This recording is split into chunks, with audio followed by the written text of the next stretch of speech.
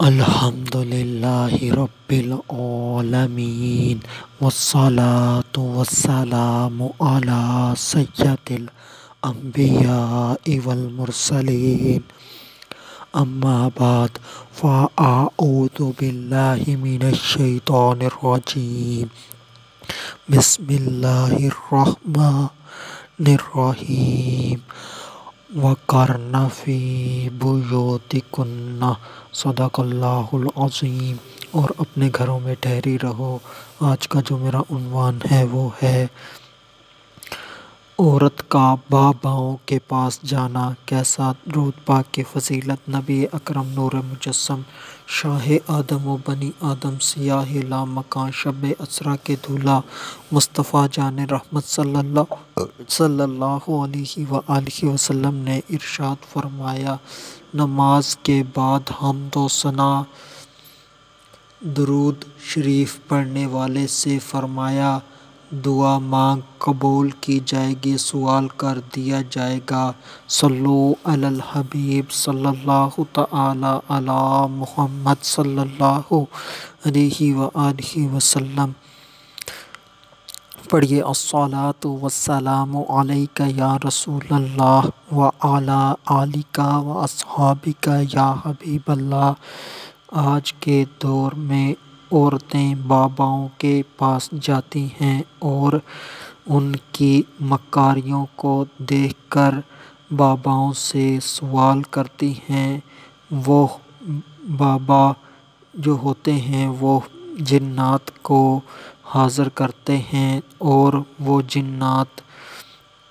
عورت کے سوالات سنتے ہیں اور اس کے جوابات یعنی کہ عورت کے سوالوں کے جوابات دیتے ہیں۔ کیا ایسے باباؤں کو علم غیب ہوتا ہے؟ کیا ایسے باباؤں میں کوئی اللہ کے بزرگ بندے بھی شامل تھے، جیسے کہ بابا فرید، جیسے کہ غوث اعظم پاک، جیسے کہ بہاؤالدین زکریا ملتانی، یا جیسا کہ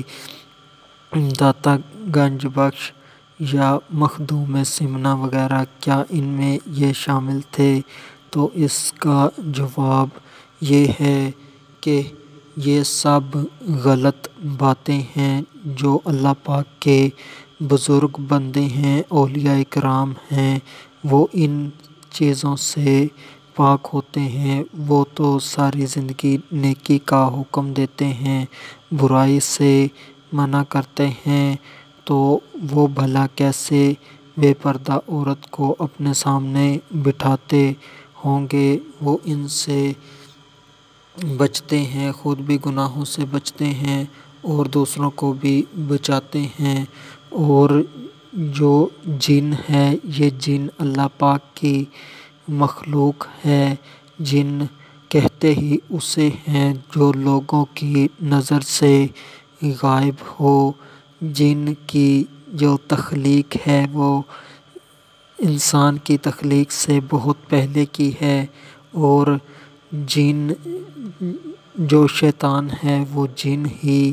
تھا، اور شیطان حضرت آدم علیہ السلام کی پیدائش سے بہت عرصہ پہلے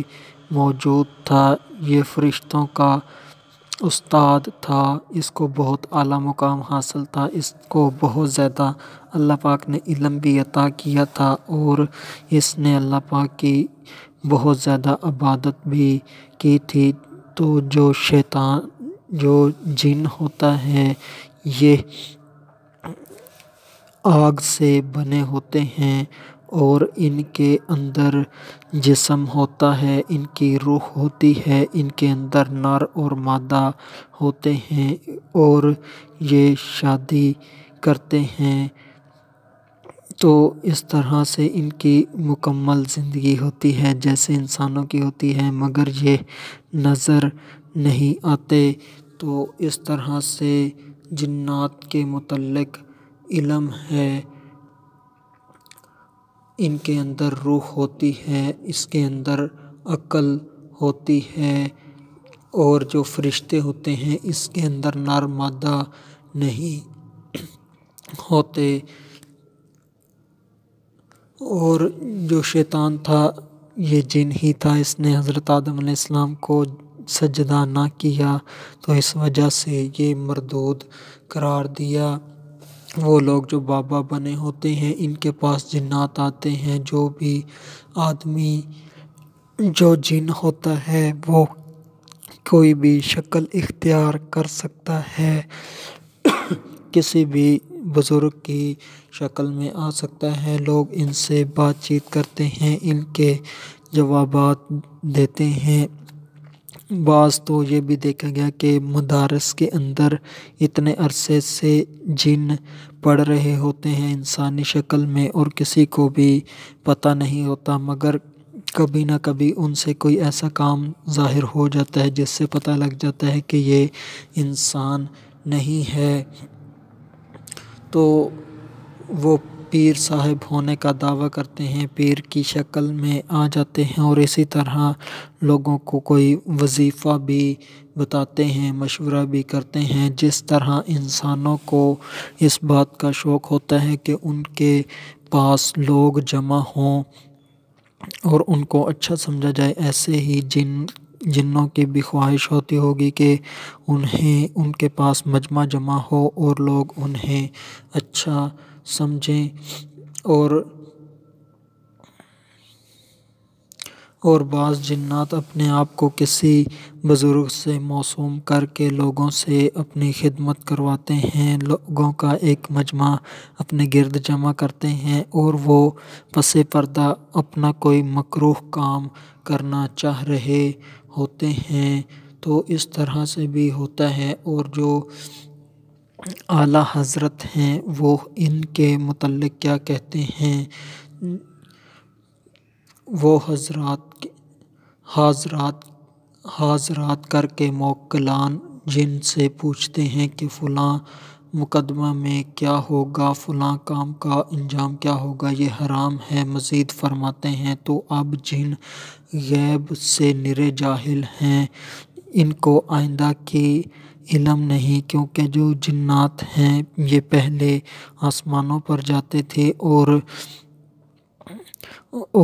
وہاں کی باتیں سن کر آ جاتے تھے اور نجومیوں کو، کاہنوں وغیرہ کو بتاتے تھے، مگر جب شیطان مردود بن گیا تو اب یہ آسمانوں پر نہیں جا سکتے، اب کوئی بھی بات نہیں سن سکتے، کیونکہ جیسے ہی یہ آسمانوں کی طرف جائیں گے کوئی معلومات حاصل کرنے، تو ان کے پیچھے آگ کا شعلہ لگ جائے گا اور وہ انہیں آ کر لگے گا، تو اس طرح سے ان کو آسمانوں پہ جانے سے روک دیا گیا ہے، اب وہاں پر نہیں جاتے، انہیں کوئی غیب کا علم حاصل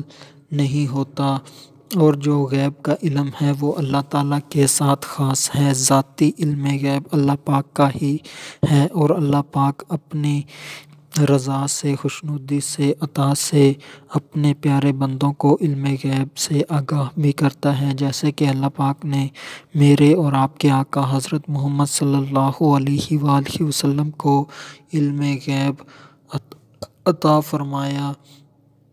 تو اس طرح سے یہ سب کچھ اللہ پاک نے اپنے محبوب صلی اللہ علیہ وآلہ وسلم کو عطا کیا۔ اس عقیدہ کے ساتھ کسی بابا کے پاس جانا کہ اس کو علم غیب ہے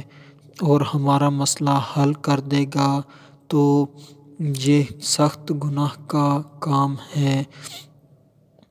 اور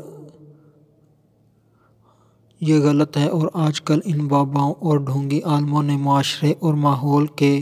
اندر نااتفاقی اور پھوٹ کا بازار گرم کر رکھا ہے، ایک دوسرے کو لڑوانا، بھڑوانا، دشمنی کرنا ان کا کام بن گیا ہے، اور یہ آپس میں اپنی جیبیں بھرتے ہیں۔ مثال کے طور پر اگر کوئی عورت کسی ایسے بابا کے پاس جاتی ہے تو وہ عورت اپنا جا کے مسئلہ بتاتی ہے تو وہ آنکھیں بند کرتا ہے، اور کچھ دیر بعد اپنا جو کرتب ہوتا ہے وہ کرتا ہے، اس کے بعد پھر بتاتا ہے کہ آپ کے اوپر آسیب ہے، جادو ہے، اور یہ کروانے والا